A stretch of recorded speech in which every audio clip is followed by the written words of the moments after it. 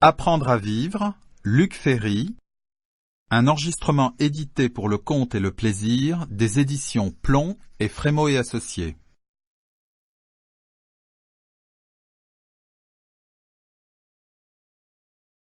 La philosophie grecque.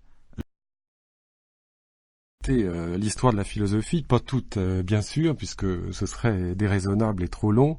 mais ce que j'aimerais vous raconter dans cette histoire de la philosophie, c'est ce qu'elle a à mes yeux de plus admirable, de plus passionnant, comme on dit ce qu'on emporterait sur l'île déserte. Et peut-être pour le formuler encore autrement, ce que j'aimerais raconter à mes enfants ou à des amis, en espérant d'ailleurs que parmi ces amis, il y en a que je ne connais pas encore. Alors je sais que parmi ceux qui écoutent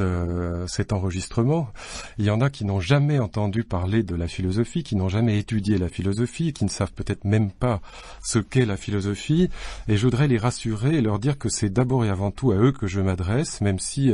j'ai évidemment aussi l'espoir que ceux qui sont familiers de la pensée philosophique, qui connaissent l'histoire de la philosophie, trouveront quelque chose à retirer de ces propos et peut-être à alimenter leur propre réflexion. Et c'est pourquoi je voudrais commencer par un sujet qui est très classique, mais qui est très très difficile et qui m'a demandé beaucoup de temps et beaucoup de réflexion, qui est tout simplement la définition de la philosophie. Quand vous ouvrez aujourd'hui un manuel de philosophie, quand vous regardez les livres qui sont destinés à initier à la philosophie ou à introduire à la philosophie, la plupart du temps, on vous explique que la philosophie, c'est la réflexion critique. Il y a beaucoup de parents qui me disent j'aimerais bien que ma fille ou mon fils entre rapidement en classe de terminale pour faire de la philosophie parce que ça lui mettra quelque chose dans la tête, parce que c'est une méthode de pensée, c'est une méthode d'argumentation. Et donc on a cette idée, pour l'essentiel, surtout en France d'ailleurs, que la philosophie c'est l'apprentissage de la réflexion critique, l'apprentissage de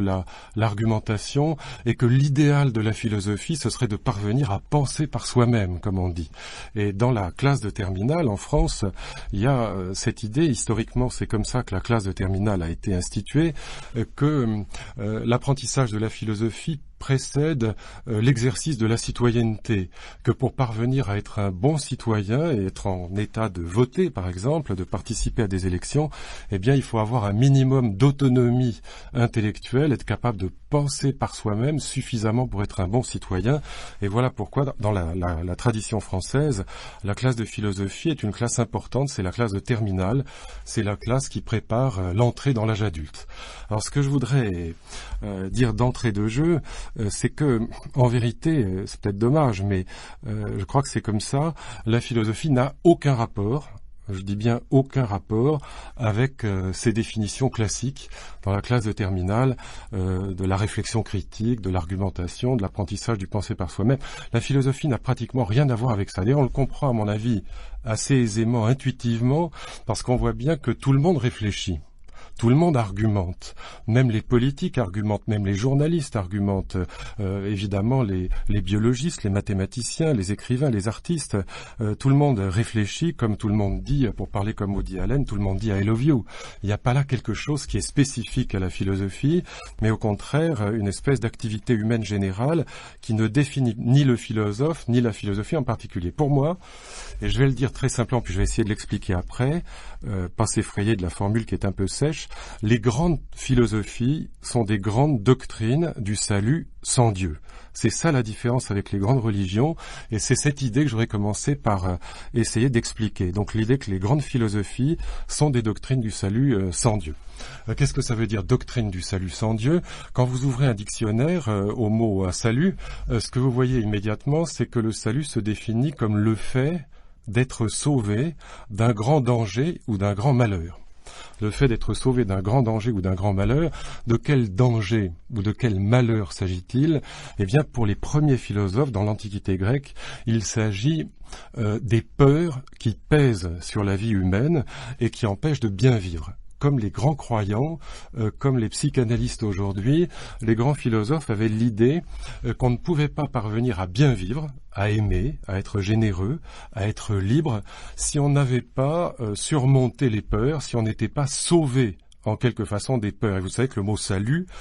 étymologiquement, ça veut dire sauver. Et donc l'idée qui préside à la naissance de la philosophie en grec, c'est l'idée qu'on va pouvoir se sauver des peurs qui nous empêchent de bien vivre et parvenir ainsi à la vie bonne grâce à l'exercice de la philosophie. Alors, avant de revenir peut-être à la différence qui est très importante avec les grandes religions et qui permet de bien saisir ce que c'est que la philosophie, je voudrais dire un petit mot sur les peurs qui nous empêchent de bien vivre. Et